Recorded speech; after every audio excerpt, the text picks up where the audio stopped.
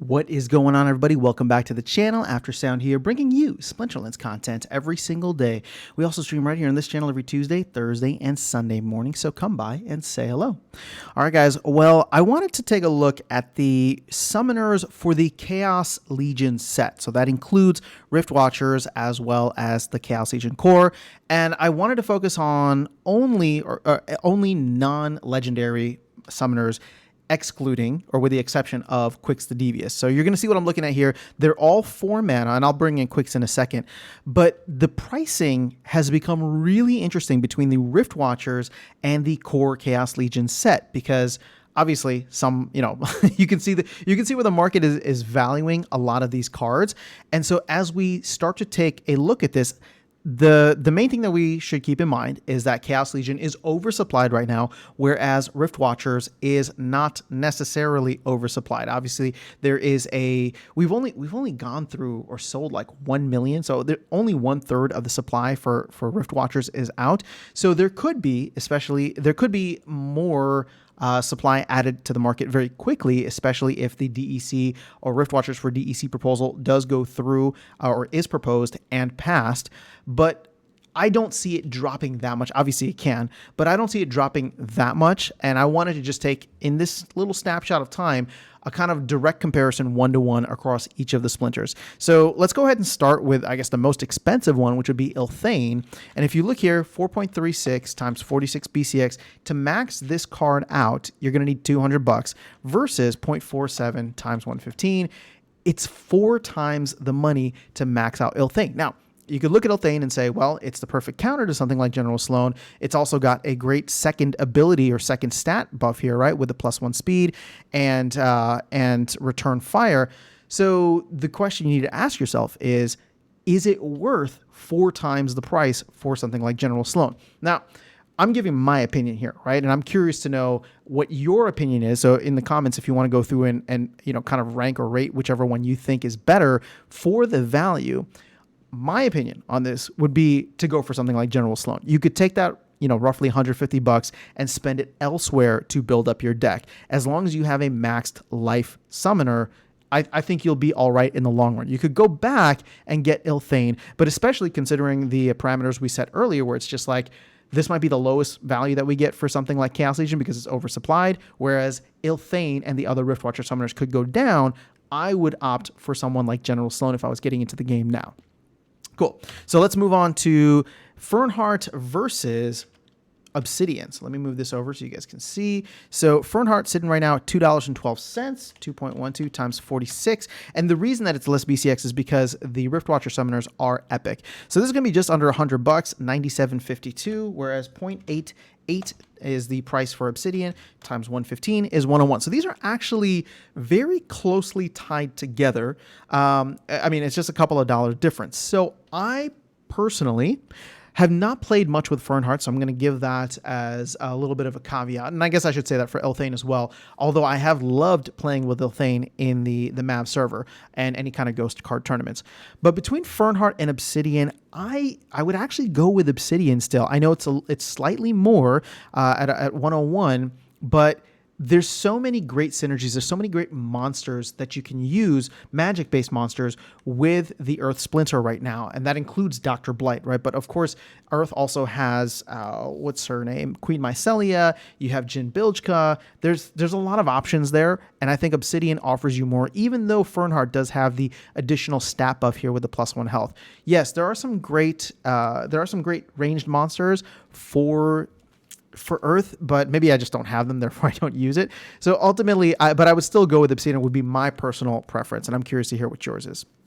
Okay, now let's go ahead and bring in Quicks the Devious, because we're going to compare Quicks and Thispa, and I think this will be a good one, hopefully. So for Quicks the Devious, it's $12.93. You're going to multiply that by 11, so this is going to be roughly 142 in terms of overall dollar or USD value. And then 1.8 times 46, you can see here that, Thispa is just slightly over. It's like 60% of the value, slightly over half. I would actually, in this case, go with Thispa. It's the same mana, and I do think that phase is somewhat underrated. Now, the thing is, with Quicks the Devious, you're always going to get some value out of it by the fact that you have a -1 speed, and in most games, outside of the rule set for reverse speed, you will get a value out of that. So even if it's like a non-range game, sometimes I still play Quicks because it's the only Dragon Summoner I have that's max, and I'll at least get some kind of value for it with the -1 speed. But again, looking at the overall picture, I would say at this point, if you can save $60 going with Thispa rather than Quicks the Devious, to me, I would probably go that route simply because $60 can go a long way towards building out the rest of your deck. But again, that is my personal preference. Now, I don't even have a maxed Thispa. I do have a maxed Quicks the Devious. So, it's close in my head in terms of which one comes as a preference. But ultimately, I do like Thispa. Have used it several times at the max level. But I don't know. For me, it's like the $60 savings would be completely worth putting towards building out the rest of your dragon deck, for example, and buying, a bunch of Chaos Legion, not Chaos Legion, but like Chaos Dragons and Void Dragons, and even some of the Riftwatcher dragon cards as well. Okay, so let's move that out, and then we're going to go to Aquatis and Kelia, and this is insane to me. The fact that Kelia is cheaper than Aquatis, although I do believe that this is just a massive account that is selling off their cards, because you can see as soon as you get out of there, we jump back up into the... Actually, no, we don't jump even that high. I mean, there's a lot at 120 and 130 range, so let's take a look here. You can see that Aquatis is 1.24 times 46. You can get this summoner for $57 max. 1.15 times 115 is 132. So more than double the price for Kelia. Now, I think Kelia is awesome. And I would, in this case, actually tell you to go for Kelia, even though Kelia is more expensive. Now, I do like Aquatis, and I think Aquatis has very specific and niche areas in which he can be effective. But Kelia, with the +1 speed and the +1 armor, has just proven to be super versatile in so many cases, whether it's, Little League games, whether it's whatever the case is. The monsters that you can play are phenomenal. And here's the thing, and here's part of the main reason that I evaluate them this way. If you go for Aquatis, Backfire is the main ability that you're giving to your monsters. There's a very good likelihood that you are going to be facing Kelia on the other side if water is available. So the fact that Kelia gets that +1 speed and the armor means that in most mirror matches, Kelia is going to take that win. So in this case, I would actually go for the more expensive card, in my opinion. I guess we went for the more expensive card with Obsidian. But I do like Aquatis. I just think that Aquatis might have more value once all this stuff shifts to Wild, and people have different options, and you're not going to be facing Kelia every single time in Modern format whenever water is available. So that would be my preference there. Okay, couple more. Let's do Skargor and Tarsa. And we can see Skargor here is 1.1 or $1.10 times 46 is going to go for roughly $50, whereas Tarsa 0.58 times 115 is going to go for 66. So about $16 more. I guess from a percentage standpoint, Tarsa is roughly a third of the value, or 33% more. I haven't played much with Skargor, so I'll be honest, but I would actually still go with Skargor, mainly because I think you can get a lot of value out of the Enrage ability.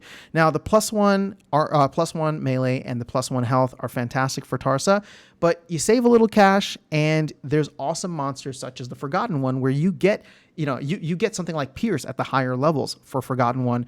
There's a lot of other fast monsters as well. I think of like Tenyi Striker, for example. There's a lot of really fast, what is that called?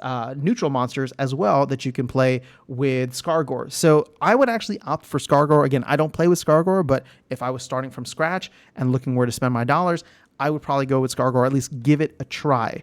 Now, I do like Tarsa, have played with Tarsa quite a bit, but I'm going to go with Skargor on this one. Okay, and then lastly, we have Hello Dallin, my old friend. So Dallin's going to be easy. That's $46, and then 0.7 times 115 is 80. So you're paying roughly twice the value for Thaddeus Brood. I, in this case as well, would go for the more expensive card, Thaddeus Brood. Now, I don't want to hate on Dallin, because I think, Dallin's probably going to be the cheapest summoner that you can buy on the market, right? You only need 46 BCX. It's $1. I think if you're strapped for cash, go for Dallin. I don't think you're going to go wrong because Cripple was buffed up recently where now it can't be cleansed or removed. The thing is with Thaddeus Brood, what I like about it is you get the -1 health automatically, and then the -1 magic comes in super clutch against a slew of like meta options out there right now, including Obsidian, including Valnamore in Wild, right? Including there's like a lot of the magic monsters are just really, really powerful, and getting that -1 magic I think goes a long way. So my preference would be, even though you're paying more, would be for Thaddeus Brood over Dallin. That being said, if you just need a maxed death monster, I don't think Dallin is terrible. And we've seen a lot of games here on this channel or throughout tournaments where Dallin comes in and gets a surprise victory, because I think most of the time people are sleeping on the fact that Cripple can be quite devastating, especially if you are relying on a lot of healing and health control within your team. So again, if you're looking at them head to head, I would still opt for Thaddeus Brood, but I don't think that Dallin is a bad choice in this case. So hopefully that was helpful for you guys. I just wanted to give my thoughts, maybe for some of the new players, give you some guidance on where I would go if I was starting today and buying these cards. And then for older players, actually, I want to know what you think of my ratings. How would you compare? You know, and I'd love to hear it in the comments, and we can continue the discussion there. You know, Obsidian versus Fernheart. Again, with these values as a snapshot in time. Curious to know your thoughts. But that is all I have for you guys in this video.